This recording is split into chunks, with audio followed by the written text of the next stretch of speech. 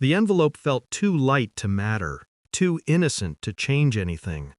But the stranger's voice, low, steady, almost intimate, slid under my skin like a blade. It's time to show them who you really are.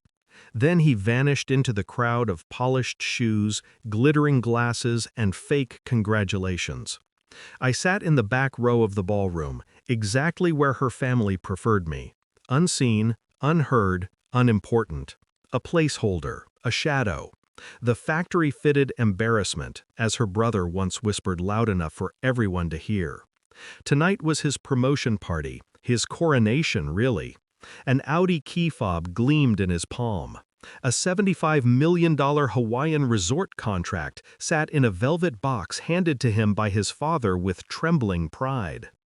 While they clapped for him, their eyes brushed past me like I was dust floating in their champagne air.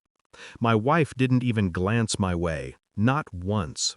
She stood with them, radiant, laughing, leaning into the warmth of her family's affection. And I watched the way her father's hand rested too comfortably on her shoulder. I watched how her brother pressed a lingering kiss to her cheek. I watched how every smile she gave them was a smile she never gave me. A tremor moved under my ribs. Something was wrong. And the stranger's envelope, still untouched in my hand, suddenly felt heavier than everything happening on stage. I slipped a finger under the seal. I had no idea the night was about to split open. I didn't open it right away, not because I was afraid, fear was a luxury long denied to me, but because I understood timing, precision, control. My silence was the only weapon I had ever been allowed. I waited until the applause died, until her brother raised his glass, drowning in praise, until her father said the words that landed like a hammer, "We're proud of you," unlike someone who only brings shame to this family. He didn't look at me when he said it. He didn't need to. My wife's smile didn't falter. That was the first crack, a small one, sharp, splintering through everything I thought I still understood about her. When I finally slipped out of the hall and into the dim corridor, the envelope came open with a soft sigh. Inside was a single photograph. My wife, in a hotel room, smiling in a way she never smiled at me. And she wasn't alone. Her brother sat beside her, too close, too familiar, his hand on her thigh, her head on his shoulder. The air left my lungs in a slow, controlled exhale. I'd always known her family was strange, boundless, bound together in ways that made me feel like a foreign body trying to attach itself to something that wanted to reject me. But this was different. This was betrayal shaped like bloodline. Somewhere deep inside, something toppled. Something I'd been propping up for years. Something foolish. Hope, maybe. I slipped the photo back into the envelope, slid it into my jacket, and returned to the ballroom as if nothing had happened. But the world felt warped now, tilted, stained. And when she finally saw me and offered a hollow, obligatory smile, I knew I wasn't looking at my wife anymore. I was looking at a secret waiting to be unraveled. I didn't confront her, not that night. Confrontation is for people who still believe in saving something.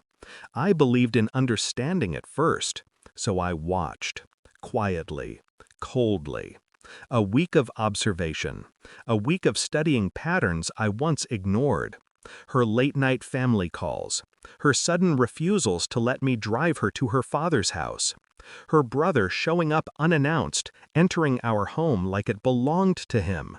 The way she softened when he spoke, the way she stiffened when I walked into the room. She thought she was subtle. She had no idea what subtlety really looked like. I dug into phone records, not hers, but theirs, her brother's, her father's.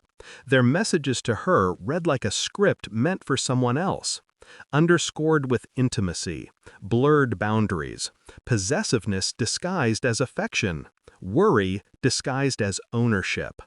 I didn't want to assume. Assumptions are emotional. Evidence is truth. So I followed her one afternoon. Not close, not reckless, to a hotel. A different room this time, but the same man waiting inside. Her brother. They didn't touch. Not the way the photo had suggested, but the way they spoke, the way she leaned into him, the way he brushed a strand of hair from her face like he had the right. It was enough, more than enough. Still, I waited for the thing that removes all doubt, and it came, a message, from an unknown number. Check your doorstep. There was a small package waiting. Inside, DNA reports, phone recordings, hotel logs, financial statements, photos, all pointing to the same truth. Their relationship wasn't just close, it was consuming. It had been happening for years, long before I entered the picture, long after I tried to fit into a family that never wanted me there. The betrayal wasn't a moment, it was a lineage, and she had chosen them every time. By the time I finished reading, something in me felt clean, cold, sharp. I finally understood the stranger's whisper. I placed the evidence on the dining table, neat, precise, impossible to ignore. She walked in, saw the stack, and froze.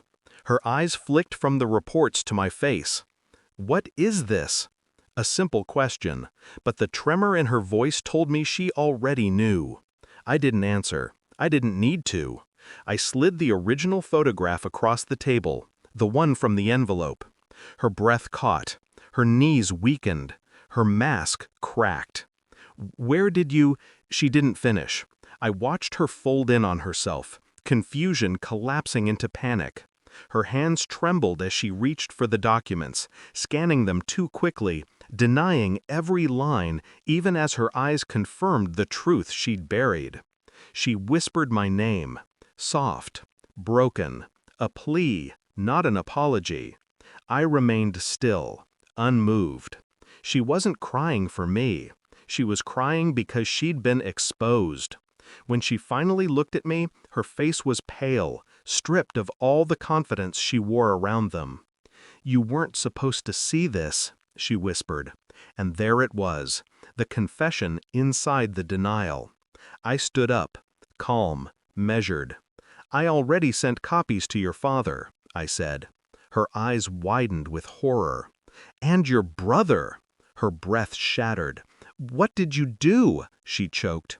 "I told them," I said, "who you really are." No shouting, no accusations, just truth, delivered like a scalpel. Her phone began vibrating over and over.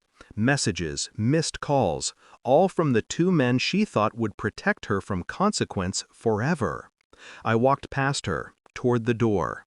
"You're leaving?" she whispered. I paused. "Not leaving," I said, "escaping." Her sob hit the air like a dropped glass. I didn't turn. I walked out into the night, quiet, clean, cold.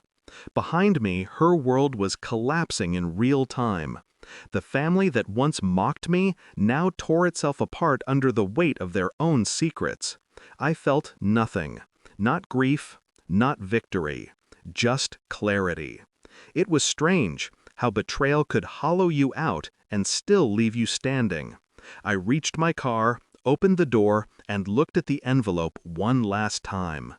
The stranger's words echoed again. "It's time to show them who you really are." I finally understood. Not who I was to them, who I was without them. I slid behind the wheel, shut the door softly, and let the silence settle around me like armor. Some truths burn everything they touch, but some truths set you free. And this one did both.